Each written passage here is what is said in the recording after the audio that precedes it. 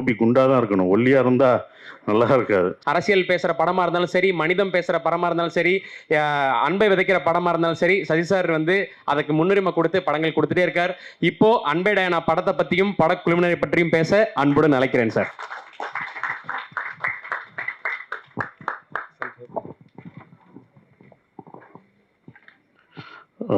எல்லோருக்கும் வணக்கம். இதிலிருந்து நன்றி சொல்லலாம் வரல. நான் எல்லாம் நன்றி சொல்லிட்டு மாப்பிள்ளை பொண்ணை மறந்துடுவோம். நம்ம படம் பேர் அன்பே டயானா, 17 ஜூலை 26 வருது, மறக்காமல் பாருங்கள். ஓகேங்களா? படத்தை பற்றி யாருமே சொல்லலை. நன்றி அறிவிப்பு, நன்றி ரொம்ப முக்கியம். ஆனால் அது உங்கள் சக்ஸஸ் மீட்டில் நீங்கள் சொல்லணும். அதுதான் நான் ஆசைப்பட்றேன்.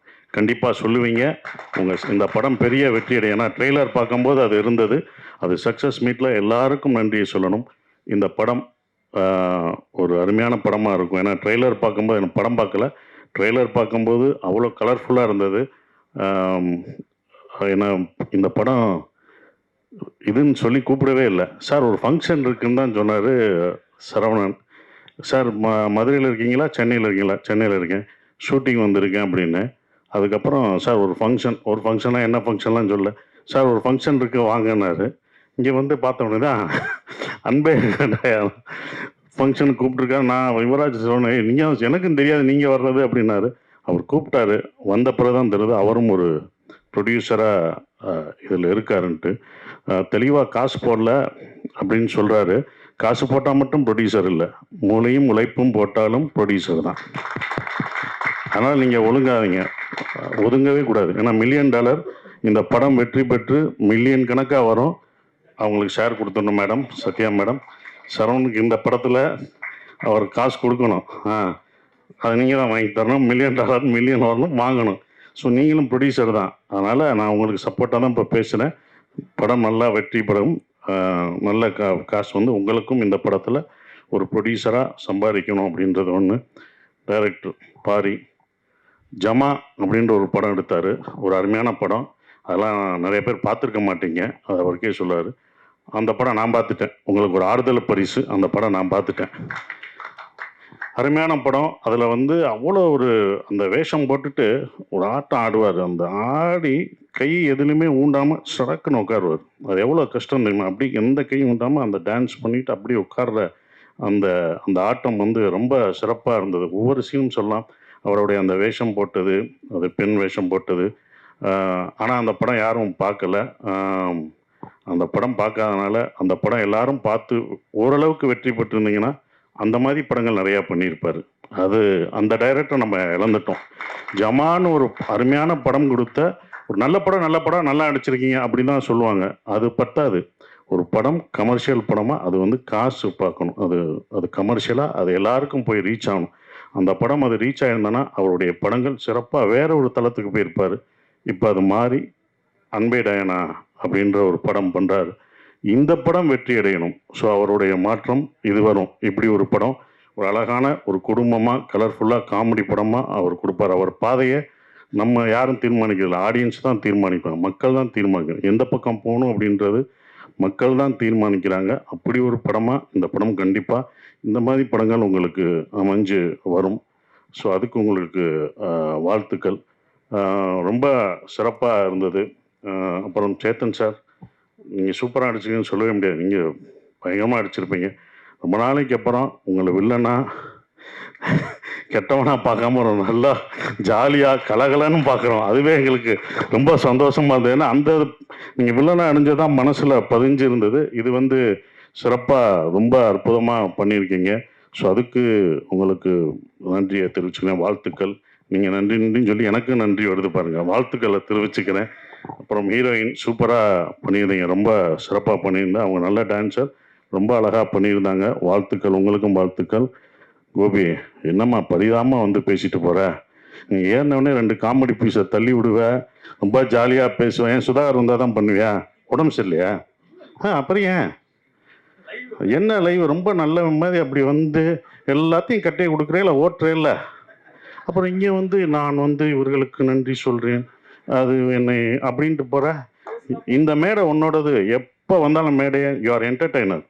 நீங்கள் இதை என்டர்டெய்னராக வச்சுருக்கணும். சூப்பர் என்டர்டெயின்மெண்ட் பண்ணணும். எந்த மேடையும் சீரியஸாக இருக்கிற கோபி எங்களுக்கு வேணாம். கோபி குண்டாக தான் இருக்கணும், ஒல்லியாக இருந்தால் நல்லா இருக்காது. சாரி. அதனால் சிறப்பாக பண்ணுங்க. ஏன் அவர் வேணுமா, உனக்கு ஜோடி வேணுமா? சிறப்பாக. உங்களுக்கும் வாழ்த்துக்கள். ரொம்ப அற்புதமாக பண்ணீங்க. மியூசிக் டைரக்டர் அருமையான பாடல்கள் இருந்தது. ரொம்ப சந்தோஷம். சரவணன் சார், காசை வாங்கிடணும்.